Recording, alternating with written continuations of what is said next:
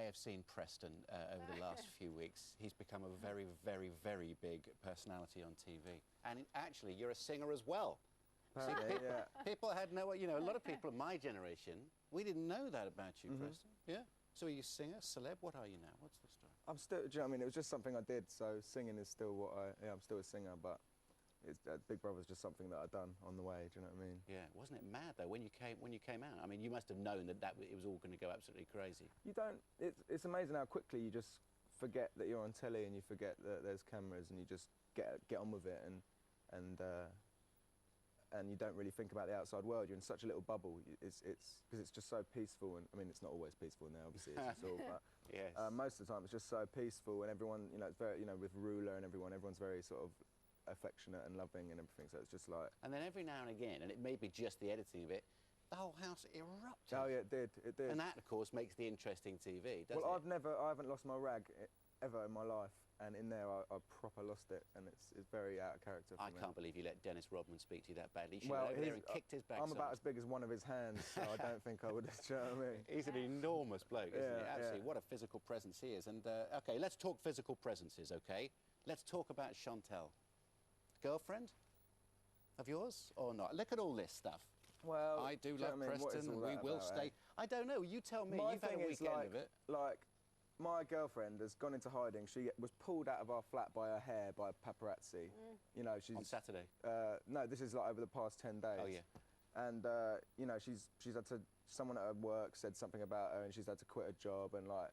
And then... But... So I don't want to get her involved and I don't want to get Chantel involved, so I don't want Chantel to think that I think she's anything but just absolutely wicked. Do you know what I mean? So, yeah. So all this I don't want to make Chantel think that I don't think that because I think very, very highly of her. Yeah. OK. So it's like I don't know. You're keeping your options open, aren't you? No, it's not that at all. It's not that. Are you trying to protect Camille? Well, I'm just trying to protect them both. Do you know what I mean? Yeah. Yeah. How is she? I mean, she was dragged out of her work. No, of our flat. It's unbelievable. Yeah, I don't know. You know, people don't know this at home. You know, they don't know what the pressure is. Well, I didn't know. I didn't.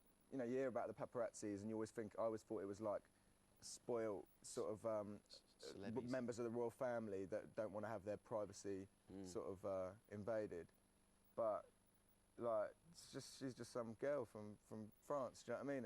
And it's not fair. I've realised how serious it is. It's proper bullying. You just get bullied by these people. Like, they phone you up and try and pretend they're your mates or whatever. But you did quite a lot of interviews, didn't you, over the weekend? I mean, it must I've done one interview. One interview? Yeah. I saw it. That was in the Sunday Mirror. But they just printed a load of other words that I never said, so it's... I think I've learnt my lesson. I'm not here to milk it, do you know what I mean? I just want to make music. OK. But what was it like at the weekend? It's all right. If it's the truth, it's the truth. Yeah. But Preston, what was it like at the weekend with Camille? I mean, was it awkward? Have you been at home much, actually? I have. Well, you know, I've been doing CD UK and Top of and the interview and here, so I haven't really seen her. But she must have been hurt by some of what went on in the house. I mean, yeah, I'm sure she was. I mean, I've spoken to my sister and stuff, and my brother, and they've all sort of had a lot of phone calls from people, and apparently there's been some people phoned Camille in French and stuff to try and you know, say, oh, those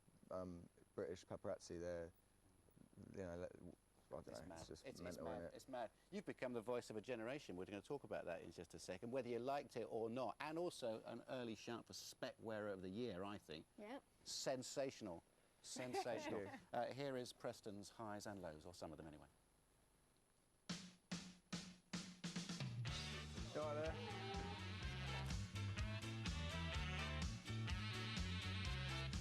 Go on, Preston.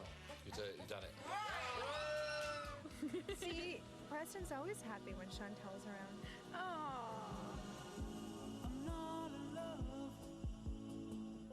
so don't forget it.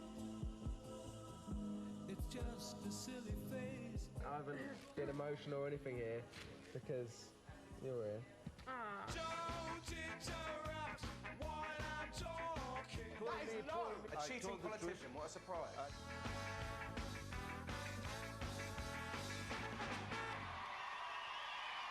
You spent some time, Preston, with the member for Bethnal Green and Bow, a member of Parliament, OK? And we can't get your generation to vote, OK? Nobody can get your generation to vote and politics and everything else.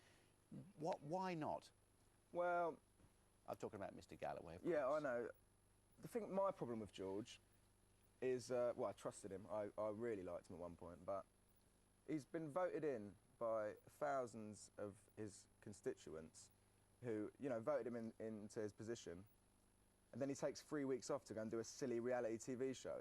That's not right. Do you Well, know that's what I what a mean? lot of the papers were saying. Really? While you were in there. So you kept on hitting it right on the button, Yeah. didn't you? He kept Because I said very early on, Especially like, when I you was called trying to him get a young.